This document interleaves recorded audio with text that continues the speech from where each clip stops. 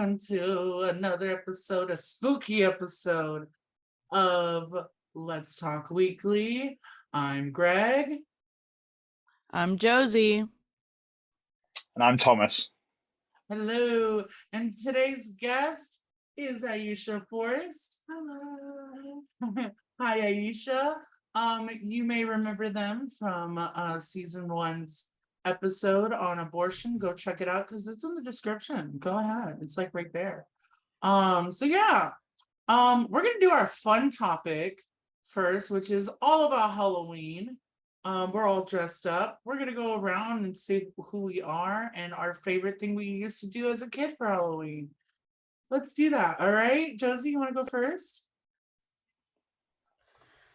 Our favorite thing? Yeah, our favorite thing about Halloween, or what you used to do when you were a kid. I asked that sarcastically because I wasn't allowed to celebrate Halloween growing up. I grew up in a Pentecostal evangelical household. It was the devil's birthday. Yeah, that was totally of Satan. Yeah, the Christians, still the pagan. The first time I went trick or treating, I was in college, so yeah, it's pretty bad.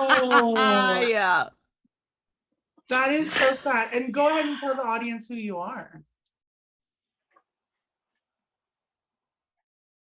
Josie. Wait, are you telling me? Yeah, go ahead. Costume. Yeah, your costume. Oh, who I was the first. Right now, I'm Frida Kahlo. Oh, okay, cool. All right, Thomas, you go ahead. What was something you did when you were a kid for Halloween, and who are you? I grew up in the UK, so it's not as prevalent as here, Halloween. But when I was a kid, I used to go around my local small village and go knock on doors and get candy. That's pretty much what I did as a kid. And I am dressed up as a Roman citizen in the full gown. So yeah, cool. Nice, love that. And our guest, Aiesha. My favorite thing to do as a kid was trick-or-treating because I grew up in a neighborhood where I had neighbors that gave out full-size candy bars. And one year, my neighbor gave out the king-size candy bars. Bitch. And then I was the only kid on my entire freaking cul-de-sac. It would be 5 o'clock, and I would just pop my head out, and they'd be like, "Aiesha, do you want to come get first dibs?" So I would get first dibs on king-size candy bars. But the worst thing is I'm not even a big sweets person, so I most of the time, by the time Halloween was over, I'd already divvied up most of my candy and given it away to either my mom or my siblings. I should ask that. What's y'all's favorite candy?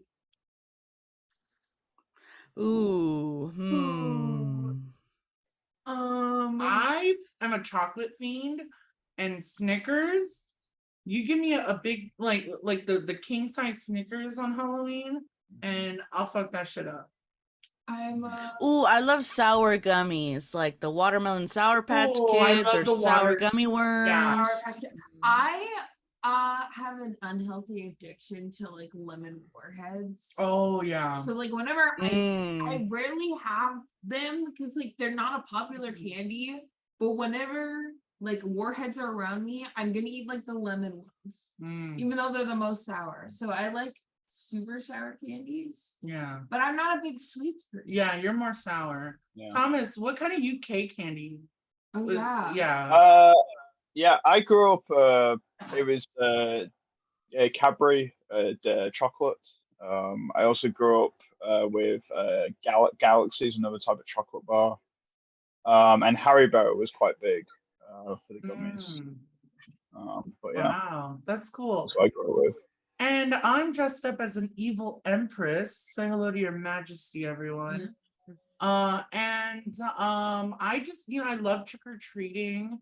I love watching Hocus Pocus during Halloween. We would watch it before and then go trick-or-treating. And I'm a chocolate fiend. And I don't really like most sour candies, so I would I would trade with like my sister, like, here, you get these, and then you need chocolate. And then sometimes my mom would pass out candy when she was healthier. But yeah. All right. Let's go into our main topic of discussion for this week. This week's discussion is jobs for all / unions. And I wanted to basically talk about the jobs for all act, which is part of the Green New Deal. A federal jobs guarantee basically means, in name, if you are unemployed, the state would basically be able to place you in a job. It would also be used to transition to cleaner energy by transitioning those who worked in fossil fuels to go into cleaner energy fields, transition them, train them so they have a job. You know, there's this false narrative that, oh, if we transition to renewable energy, everyone's going to be out of work, which is not the case. You know, you can't just switch a whole economy and then not transition. You know, I want to go ahead and open the conversation. Whoever wants to go first. What do you think? What is your opinion on jobs for all, and how do you think that'll affect society? I think it's a great idea. I mean, anybody who wants a job should be able to find a job easily and readily. And not to mention the fact that government jobs generally come with better benefits than most other jobs. They're not perfect and they're not even great by any standards, but they exist. And that would be nice for anybody who is willing to work to be able to find a job and for it to be a federal program. I think that puts a lot of weight behind it as opposed to like a privatized temp corporation. It looks really good on a resume to work for the government, and it could really help you leverage a much better job. Yes, I agree. Thomas, I know the UK tends to be better with social programs. Um, is there a similar jobs for all program in the UK? And then were there ever attempts to make it? Um, no, not that I know of, no. And in terms of right now, there isn't really such a thing as a jobs program. They do have second. All right, go ahead, Thomas. Okay. Um, I mean, no, well, there isn't really one that exists in the UK. There is, you have what's called an internship program that comes directly out of college, that people can kind of find a job in their realm of college. But it's quite terrible. People get they're Mhm. legally able to pay people like I think it's just over £2 an hour now for the internship program. And again, there's no real guarantee at the end of the job. I've known many people who have gone through similar programs in the UK, and they use them for 3, 4, 5 years, however long the internship is, and then they ditch them. So there isn't really what you would call a guaranteed jobs program in the United Wow. Kingdom. In terms of whether I think it's a good idea, it absolutely is. I think like I mean we previously talked about universal credit or some form of universal basic income, and I think it goes side by side with the idea of the floor cannot be the bottom. The floor must be, if uh, we're in a position where employers have too much power and they essentially can leverage the mere fact that you're poor is a leverage that they can use. And so, Yeah, it literally evens out the playing field. It gives it takes away that, again, that leverage. It takes away that opportunity for an employer to basically say, well, you're poor and you need a job to exist. So, are you sure your thoughts? Yeah, no. Um, I mean, I completely agree with like what you're saying. I feel like we definitely need to have some sort of, jobs for all, some sort, I'm sorry, of reform, Um, like what you were saying, we need to even the playing field. Yeah, and not only that, it's just with alongside with universal basic income, it's making sure that yeah, people are still going to be poor. Yeah, people are still, not live in a mansion or, but it takes away that pressure of, oh my God, am I going to be able to survive? I think the longest I've ever been unemployed at one time was about 5 months. And those were the scariest 5 months of my entire life. I literally thought I was going to be on the streets with my 2 cats. And I mean, if anyone wants to share their story, you can go ahead. Does anyone feel comfortable sharing a story like that? Yeah, I mean, I was unemployed for 6 months too. And this is even before the pandemic. It was so hard to find a job. That wasn't necessarily high level or low level, just a mid level average office job in corporate America.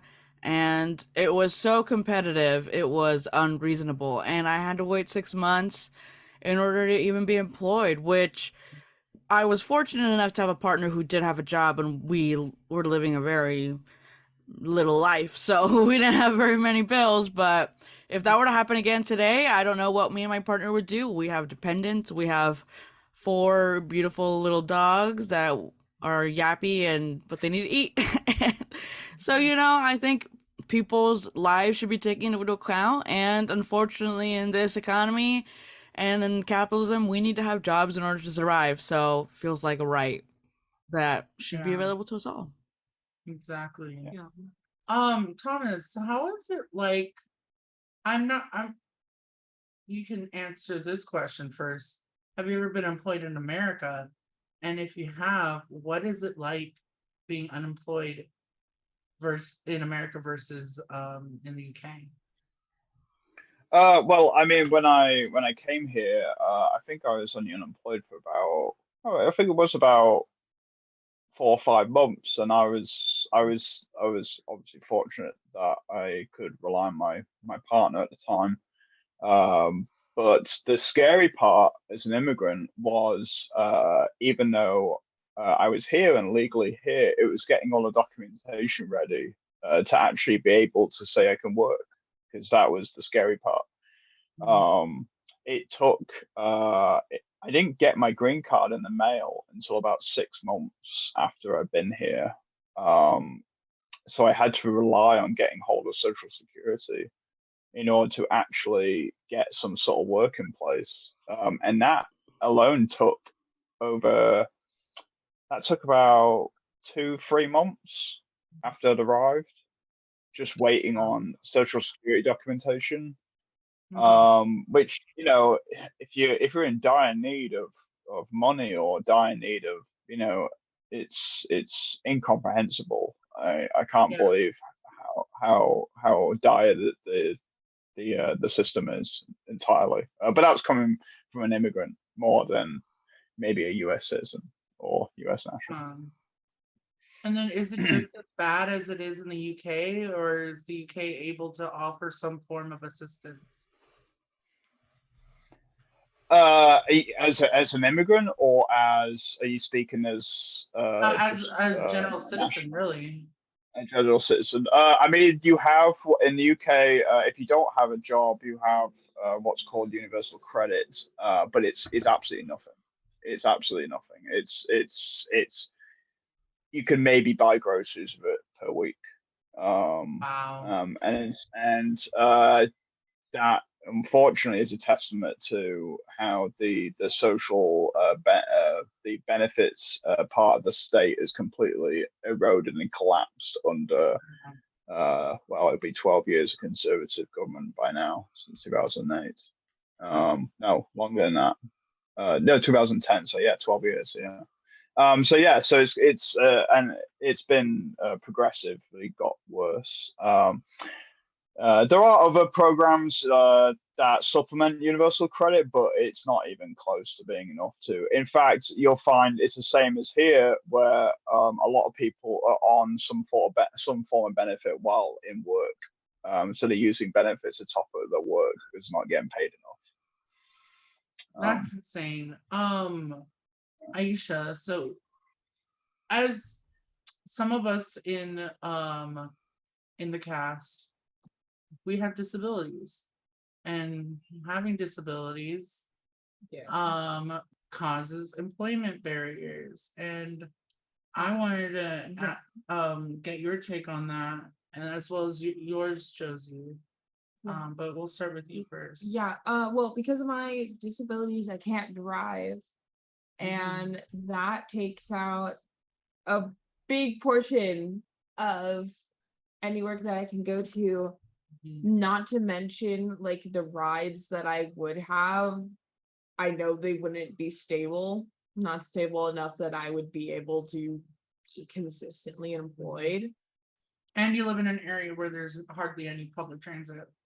Oh yeah, I'm very far from like the nearest bus station, and even then, with my disabilities, trying to walk that far, It's like 2 miles, right? yeah, I think when we mapped it out, the closest bus stop to me is like 2.5, 3 miles away. And Mhm. also I live in like hills. Yeah. So it's not a straight shot. Mm. It's not like, oh, I'm walking or I can bike like, oh, 3 miles isn't that far. No. Like I'm in hills and valleys, 3 miles. Chino Hills, everyone. Yeah.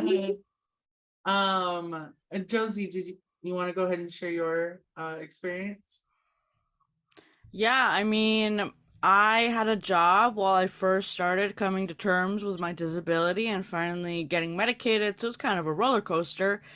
And there were days where it was physically impossible for me to drive, and I had to figure it out. Luckily, my partner, again, Ryan to the rescue, We love he Ryan. worked nearby, so we would carpool. But I mean, it was still very inconvenient. And eventually, my disability did end up getting me fired because Wow. yeah, Yeah. it's very I- unfortunate. Yeah, I've missed job opportunities that like Mhm. I know the reason why, like, Yeah. was because I'm disabled. I literally got ghosted. And employers will ask you if you have a car, how far you live. They want to know because they want somebody who can make it in. Which some of us are so disabled that working from home is more convenient, but and necessary, but finding a remote position is very difficult. And very competitive. I've literally gotten ghosted from a job because of my disability back in June, and I'm calling you out, School Connection of Walnut, California. Don't send your kids there. So yeah, I was working at this after school tutoring program called School Connection, and I had gotten hired, and which, by the way, they only pay their training period $14 an hour. And my lymphedema had a flare up, and I was out for about a week. And because I was out, I would have to call out unexpected because it's an unexpected thing. And they basically sent me an email saying that they were gonna change my position to sub, and I'd be on call, and I have not gotten a call since that email. And that was in July. It is all October, so yeah, there's that. I want to go ahead and move the conversation towards unions, because what's a job without protection? And I want to go ahead and share to the audience that Zoom is this episode is brought to you by Zoom, just kidding. And this story I wanted to share. Starbucks workers claim Chicago shop's closure is union retaliation. This has been coming up a lot with Starbucks, Amazon, apparently a boba shop, and so much more. This story is going to be in the description if you want to take a look. I just want to show it to y'all. But Thomas, you work for Sprouts. Is there a union? There is no union for Sprouts. Mm. But not saying anything about my company. But I will say Trader Joe's is right next door, and I know they've been on a bit of a union surge. I know Kroger's was also on a bit of a union surge. And there's a reason why a lot of these sectors are in this situation, and it's because we've gone through a whole pandemic, and people who work at these face-to-face roles were pretty much didn't ever feel the brunt of the lockdown that a lot of these say work from home jobs did. And so, they were in the face of it for this. I mean, we're still going through it, this whole situation, but people were overloaded and overworked, and it can be frightening, especially when people feel the need for someone behind them to protect them, or people to protect them. Yeah, and like that's the whole purpose.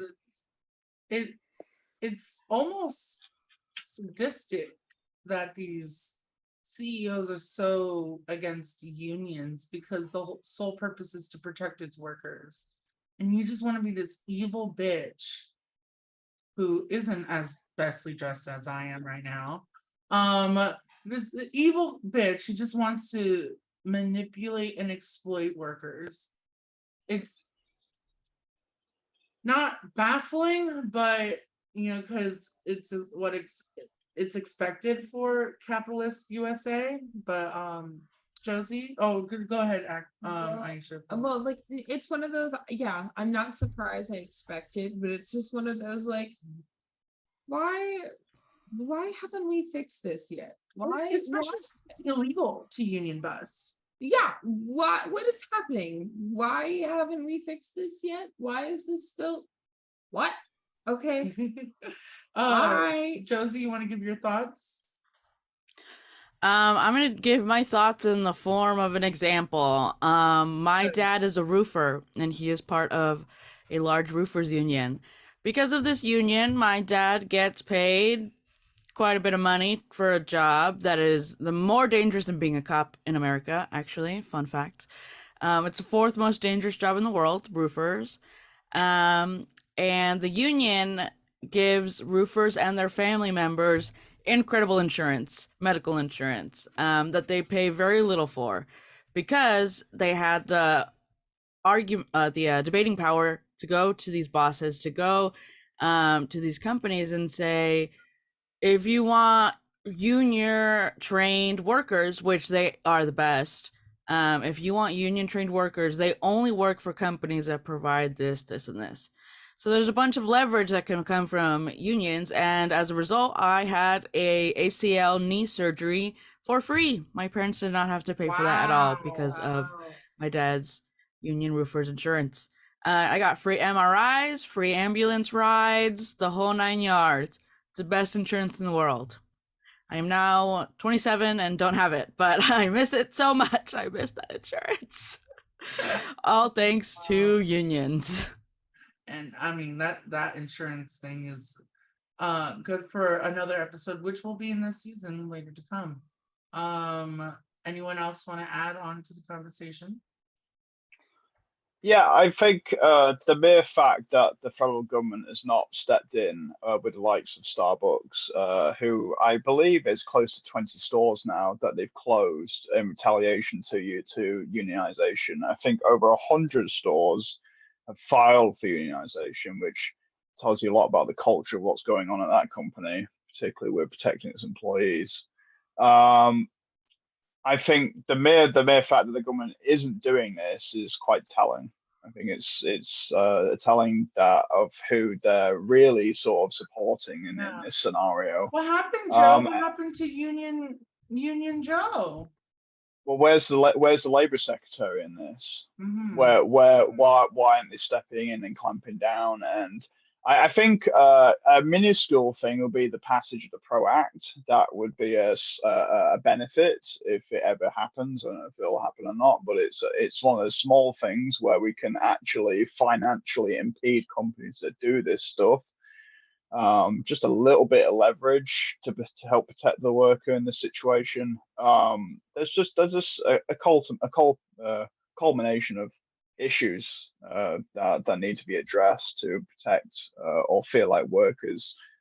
Because workers don't choose. They don't choose to do this because they're greedy. They do it because like they're in a situation where they have nowhere else to go and Yeah, it's work either and go to work or not eat.